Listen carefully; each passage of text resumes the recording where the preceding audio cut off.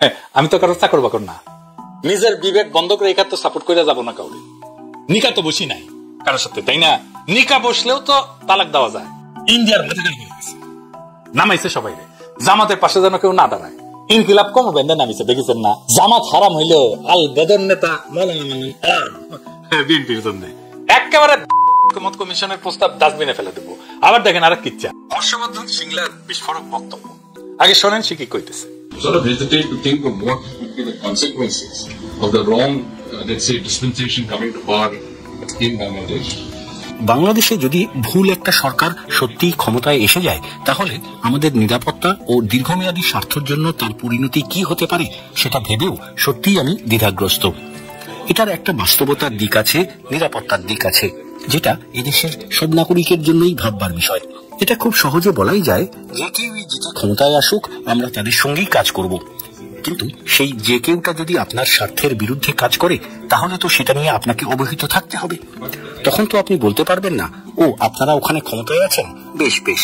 যদিও আমি আগেই বলেছি, আমরা আমাদের সব প্রতিবেশীর সঙ্গেই সহযোগিতার স্পিরিট নিয়ে কাজ করতে চাই, আর আমাদের নেইবারহুড ফার্স্ট নীতিরও মূল কথা সেটাই। কিন্তু এখানে মনে হচ্ছে আমরা একটা কঠিন পরিস্থিতির সম্মুখীন। আমাদের নিরাপত্তার স্বার্থ যাতে রক্ষিত হয় সেটা আমাদের দেখতেই হবে। আর আমাদের ইমিডিয়েট নেইবারহুডের কথা যদি বলি, যেসব দেশের সাথে আমাদের অভিন্ন সীমান্ত আছে, সেখানে তাদের অভ্যন্তরীণ বিষয় বলে কিছু থাকতে পারে না। এটা একান্তই আমার ব্যক্তিগত মত, দয়া করে আমাকে ভুল বুঝবেন না। সে বলতেছে ভারতের সীমান্তবর্তী রাষ্ট্রগুলোর আভ্যন্তরীণ বিষয় বলে কোনো কিছু থাকতে পারে না। চিন্তা করেন, তার মানে আমাদের কাছেও ভারতের আভ্যন্তরীণ বিষয় বলে কিছু থাকতে পারে না। ও মানবে, ওইটা মানবে না। নিজের বেলায় আত্মীয় পরের বেলায় সেফটি কাটে বলছে ভারতের স্বার্থ বিরোধী কোন শক্তিকে আগামী নির্বাচনে ক্ষমতা আসলে তারা বসে থাকবে না। প্রশ্ন হচ্ছে ভারত এখন কাদের ভারতের স্বার্থ বিরোধী আর কাদের ভারতপন্থী হিসেবে বিবেচনা করেছে, বুঝতেছেন? এবার আসেন বিএনপি নিয়ে আলোচনা করি। আমি কই নাই যে বিএনপি ভারতপন্থী, আসেন আমরা আলোচনা করি আর কি। তো এইটা শুনে বিএনপি আলাদা কইবে যে বাপ তুই সরিয়ে নিয়ে থাক, এপিসোড কর, রাজনীতি নিয়ে এপিসোড করলে তো ধরিস দুর্ময়, তো আবু করে লাভ নাই, ধরাধরি শুরু হয়ে গেছে। যাই হোক, এটা রাজনৈতিক দল টিকে থাকবে নাকি থাকবে না সেটা নির্ভর করে কিসের উপরে? একটা জিনিসের উপরে। এটাকে ফরাসিতে বলে রেজো দাঁত, মানে হইতেছে এডভার্বটা হচ্ছে রেজো মানে হচ্ছে কারণ, দ্যাট মানে হচ্ছে এডভার্বটা হচ্ছে টু বি, মানে ওই যে to be or not to be, that's the question. অস্তিত্বের মৌলিক কারণ বা যৌক্তিকতা। কেন এটা গুরুত্বপূর্ণ? কারণ এইটা দিয়ে পরিচয় এবং বৈধতা তৈরি হয়। প্রত্যেকটা রাজনৈতিক দলকে সমাজকে বোঝাইতে হয়। কেন এই রেজো দ্যাট, এটা ছাড়া দল কেবল ভোট পাওয়ার যন্ত্র হয়ে যায়। সমাজ এবং জনগণ দলকে বৈধ মনে করে তখনই যখন তারা দেখতে পায় এই দলের অস্তিত্বের কারণ স্পষ্ট, কারণ কোন মূল্যবোধ বা কোন উদ্দেশ্যের সাথে যুক্ত। এই রেজো দ্যাট দলকে ক্ষমতার আকাঙ্ক্ষী না, এটা বানায় তোলে ভ্যালু বেসড অ্যাক্টর হিসেবে। দুই নম্বরে যে সমর্থন গঠন এবং ধরে রাখা, সাপোর্ট বিল্ড করা এবং কোহেশন। দলকে ঘিরে সমর্থক একত্রিত হয় এই রেজো দ্যাটের কারণে। যেমন একটা শ্রমিকের দল, এই রেজো দ্যাট হচ্ছে শ্রমিকের দল শ্রমিক অধিকারের পক্ষে দাঁড়ায়, আর ইসলামপন্থী দল ইসলামের মূলনীতিতে রাষ্ট্র করতে তার পাশে দাঁড়ায়। এই রেজো দ্যাটটা স্পষ্ট না হইলে সমর্থকরা বিভ্রান্ত হয়ে যায়, ভেঙে পড়ে বা অন্য দলে চলে যায়। এই রেজো দ্যাটে আভ্যন্তরীণ একতা এবং দীর্ঘমেয়াদী আনুগত্য গড়ে তোলে। নীতি এবং কর্মসূচি নির্ধারণও এই রেজো দ্যাটটা ভূমিকা রাখে। যেমন একটা সমাজতান্ত্রিক দলের রেজো দ্যাট হবে বৈষম্যহীন একটা সমাজ, রাষ্ট্র, তারপরে সমবন্টন সম্পদের, এই সমস্ত। রেজো দ্যাট ছাড়া দলের নীতিতে কোনো ধারাবাহিকতা থাকে না, এবং বিএনপির রেজো দ্যাট নাই জন্যই তার দলের নীতিতে কোনো ধারাবাহিকতা নেই। সে একবার জামাতের সাথে ঐক্য করে, পরের বার জামাতকে আলবদর বলে, স্বাধীনতা বিরোধী বলে, পাকিস্তানপন্থী বলে। ভোটাররা ভোট দেয় কেন? কারণ তারা বিশ্বাস করে দল একটা নির্দিষ্ট রেজো দ্যাট বহন করতেছে যা তাদের জীবনকে প্রভাবিত করবে। এই রেজো দ্যাট যদি অস্পষ্ট হয় তখন দল আর অন্য দলের মধ্যে পার্থক্য বোঝা যায়। সেই জন্য বিএনপি আর আওয়ামী লীগের মধ্যে কোনো পার্থক্য এখন বোঝা যায় না। রেজো দ্যাট দলকে স্বাতন্ত্র দেয়, ভোটের সময় জনগণের সামনে গ্রহণযোগ্যতা তৈরি করে। নাই জন্য ভোট পাইতেছে না বিএনপি। দীর্ঘমেয়াদের টিকে থাকা ওইটার সাথে যুক্ত, ক্ষমতা আসবে যাবে, কিন্তু রেজো দ্যাট থাকলে দল বেঁচে থাকে। ব্যক্তিকেন্দ্রিক দল ভেঙে যায় এবং বিএনপি একটা ব্যক্তিকেন্দ্রিক দল হয়ে গেছে। নেতার ব্যক্তিত্বের বাইরে আর কোনো বিষয় নাই। আমরা এটা পরবর্তীতে আবার দেখব। তো বিএনপির রেজো দ্যাটটা নাই হয়ে গেছে। কেন দল মানুষ করবে? কোনো কারণ নাই। বাকশালের বিরুদ্ধে অ্যান্টি বাকশাল প্ল্যাটফর্ম হিসেবে বিএনপির উদ্ভব হয়েছিল।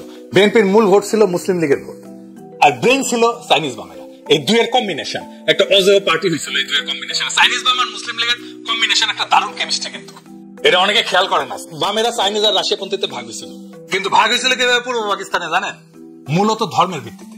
চাইনিজ গ্রুপে ছিল মুসলমান কমিউনিস্ট, মূলত কৃষক আন্দোলন থেকে উঠে আসা কর্মীরা। এরা সেই অর্থে ইসলাম বিদ্বেষী ছিল না, এরা ছিল অ্যান্টি ইন্ডিয়ান। এবং 1971 পাকিস্তানের পক্ষে ছিল এই চাইনিজ বামেরা। এই কেমিস্ট্রিটাকেও লক্ষ্য করে না। সেই জন্য মুসলিম লীগ আর চাইনিজ বামের একটা চমৎকার ওয়ার্কিং একটা ঐক্য হয়েছিল। জিয়া বাধ্য হয়েছিল মুসলিম লীগের শাহ আজিজুর রহমানকে প্রধানমন্ত্রী করতে। জিয়ার ভাইস প্রেসিডেন্ট এবং পরবর্তী প্রেসিডেন্ট আব্দুল সাত্তার বিশাল মুসলিম লীগার ছিল, পরে কৃষক পূজাবাজি করতো। 70 নির্বাচনে পাকিস্তানের চিফ ইলেকশন কমিশনার ছিল কিন্তু এই সাত্তার। 73 সাল পর্যন্ত কিন্তু সাত্তার পাকিস্তানেই ছিল। তার মেয়াদ শেষ হলে, চাকরি বাকরি শেষ হলে বাংলাদেশে রিটার্ন করে। আব্দুর রহমান বিশ্বাস মুসলিম লীগের নেতা ছিল, পাকিস্তান 2 টার্মের এমপি ছিল। বিএনপি ছিল মুসলিম লীগ ঘরানার নেতাদের জন্য নতুন রাজনৈতিক আশ্রয়। পাকিস্তান আমলে যারা মুসলিম লীগ বা প্রশাসনিক কাঠামোতে ছিল তারা 71 পরে আওয়ামী লীগ আমলে জায়গা পায়নি, রাজনীতিতে স্পেস পায়নি। জিয়াউর রহমানের বিএনপিতে তাদের রাজনৈতিক পুনর্বাসন করছে। আর এই বিএনপি আওয়ামী লীগের রাজনীতি করতে গেছে, পুরা ভোট ব্যাংক বিএনপি থেকে সরে গেছে। এখনো এটা বিশ্বাস করতে পারতেছে না বিএনপি। বিশ্বাস হবে যেদিন ভোটের রেজাল্ট বের হবে, সংসদ নির্বাচন, ওই দিন বুঝবে। 1971 স্বাধীনতা, মুক্তিযুদ্ধ, রাজাকারের বয়ান, পাকিস্তান পন্থার বয়ান, এটা যদি বিএনপির বয়ান হয় তাহলে ওটা কেন ভোট দিবে? আওয়ামী লীগকে ভোট দিবে। মানে ভারপ্রাপ্ত আওয়ামী লীগ হিসেবে আওয়ামী লীগ যতদিন না ফিরে আসে ততদিন ভোটটা দিবে। তো আমার একটা মজার অভিজ্ঞতা বলি, রাজশাহী মেডিকেলের ছাত্র ইউনিয়নের বেশিরভাগ কর্মী নেতা আওয়ামী লীগ আমলে দেখে আওয়ামী লীগ করতেছে। মানে ওরা আসলে আমাদের টাইমে রাজশাহীতে তো আওয়ামী লীগ সকাল সন্ধ্যা মাইর খাইতো, তাই এগুলো ছাত্র ইউনিয়ন করতো মাইর খাওয়ার ভয় আর কি, যেন মাইর খাইতে না হয়। এমন যেমন জগন্নাথ হলে ছাত্রদল জিতে, তো ছাত্রলীগ ভোটার দাঁড়ায় লেগে জগন্নাথ হলে ছাত্রদল জিতবে না। তো তাইলে আগামী সংসদ নির্বাচনে কে জিতবে? আগামী সংসদ নির্বাচনে বিএনপির চান্স নেই। বিএনপি ভোট পাবে আওয়ামী লীগ যা পাইতো তার সাথে খুব হার্ডকোর ভোট, যেটা ম্যাক্সিমাম, আমার হিসাবে ম্যাক্সিমাম 15% হইতে পারে। তাহলে বাকি ভোট কি জামাত পাবে? আমার অনুমান জামাত এখনো ভারপ্রাপ্ত বিএনপি, মানে যতদিন বিএনপি একটা বিকল্প না দাঁড়াইতেছে ততদিন অ্যান্টিবাকশাল ভোট জামাত পাবে, সাপোর্ট ফিরা। তবে জামাত এখনো বিএনপির শূন্যস্থান পূরণ করার মতো যোগ্য হয় না। কেমনি যোগ্য হইতে পারে সে আলাপ আমি পরের এপিসোডে করব।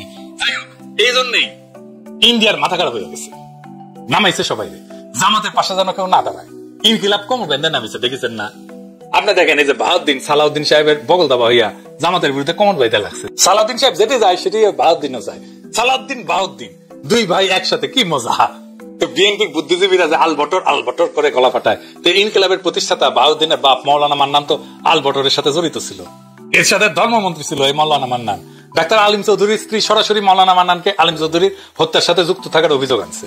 এ দেখেন, জামাত হারাম হইলেও আল বদর নেতা মৌলানা মান্নান বিএনপির জন্য হেফাজতের একাংশকে খেপায় তোলার চেষ্টা চলতেছে। এটা কথা বলি, হাসিনারও কম জননী উপাধি দিছিল হেফাজতের একাংশ। ওই নেতারা আছে ঠিক না? রাজনীতি এভাবে হয় না। শেষ বিচারে বাংলাদেশের রাজনীতি হবে ইন্ডিয়া প্রশ্নে কোন রাজনৈতিক দল কি অবস্থান নিতেছে, ওইটা দিয়ে আলটিমেটলি ভোটের হিসাব হবে। কারে বগল দাবা করতে পারছেন এই দিয়া কিছুই হবে না। জনগণ কোন দলের চাকর বাকর না। ফাইনালি কেন আজকের তরুণ বিএনপি করে? 90 দশকের সবচেয়ে উজ্জ্বল তরুণেরা ছাত্র দল, সে তরুণেরা এখন প্রৌঢ়, কিন্তু এখন ওরা কিন্তু আর বিএনপি করে না, সাপোর্টও করে না। আপনি দেখেন, হিসাব করে দেখেন, কারণ তারা যে সাপোর্ট করতো বিএনপিকে, সেই বিএনপি নাই আজকে। কোন আধুনিক তরুণ বিএনপি করবে না, করতেছেও না। করতেছে কারা? করতেছে যারা আমি আর বললাম না, কিছু আনকালচার্ড লোকজন বিএনপি করতেছে। আনকালচার্ড এবং বুদ্ধি। আমার প্রোফাইলে, ফেসবুক প্রোফাইলে সে কি ভাষায় আক্রমণ করে ওটা দেখলেই বুঝবেন ওদের সাংস্কৃতিক মানটা কি, রুচি কি। আপনারা বিশ্ববিদ্যালয়ের নির্বাচনে দেখছেন না ছাত্রদল আসলে কি রাজনীতি করে? দেখেন, মানে নেতার নামে জয়ধ্বনি।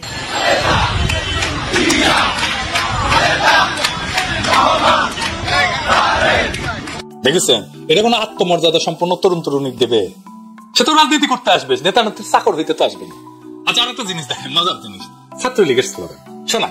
গণতন্ত্রের কোন মানুষ কন্যা আছে?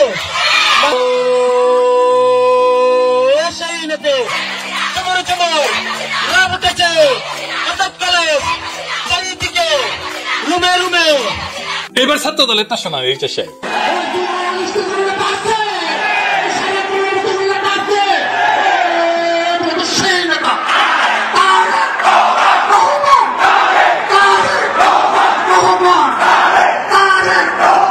দেখেছেন, সেম টু সেম। এই যে প্রশাসন কাজ করতেছে না, কারণ আগের সবকিছু ঠিক রাখায় তারা সবাই আগামী সরকার আসার ধান্দায় আছে।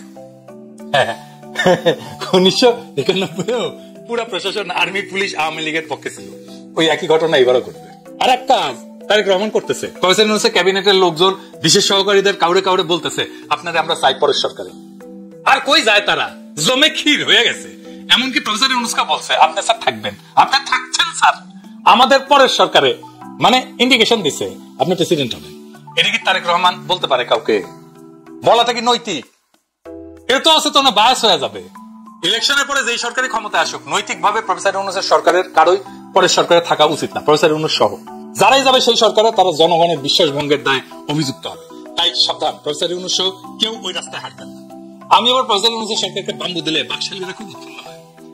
আমি তো ব্যবস্থা করবো না, নিজের বিবেক বন্ধ করে একা তো সাপোর্ট করে যাবো না কাউরে। নিকা তো বসি নাই কারো সত্যি, তাই না? নিকা বসলেও তো তালাক দেওয়া যায়। আমার কমিটমেন্ট শুধু দেশের জনগণের কাছে। আমার লক্ষ্য বাংলাদেশের স্বাধীনতা, সার্বভৌমত্ব, জাতীয় মর্যাদা আর আঞ্চলিক অখণ্ডতা রক্ষা করা। আমাদের দায়িত্ব আজ নতুন ভাবে শুরু করা, রাষ্ট্রকে পুনর্গঠন করা, জনগণের হাতে প্রকৃত ক্ষমতা ফিরায় আনা। কমিশনের কাগজ না, জনগণের ভোটে, জনগণের কণ্ঠে, জনগণের জীবনে টের পাওয়া যাবে এমন পরিবর্তনই টেকসই হবে।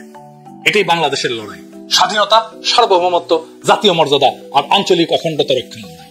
যারা জনগণকে বাদ দিয়ে সিদ্ধান্ত নিতে চায় তাদের প্রস্তাব ডাস্টবিনে ফেলে দেওয়া হবে। আমাদের দেশের হাল, আমাদের প্রশ্ন, আমাদের সংগ্রাম, আমাদের ঐক্যই দেশকে পথ দেখাবে। এই পথ কঠিন, কিন্তু অসম্ভব না। আগামী প্রজন্মের সামনে মাথা উঁচু করে দাঁড়াইতে চাইলে আজই শপথ নিতে হবে, বাংলাদেশকে আর কেউ শূন্যছাড়া করতে পারবে না, পথ হারাইতে পারবে না। আমরা দেশকে তার নিজের পথে, জনগণের পথে, বিপ্লবের পথে নিয়ে যাব। এই শপথই আমাদের ভবিষ্যৎ। ইনকিলাব জিন্দাবাদ।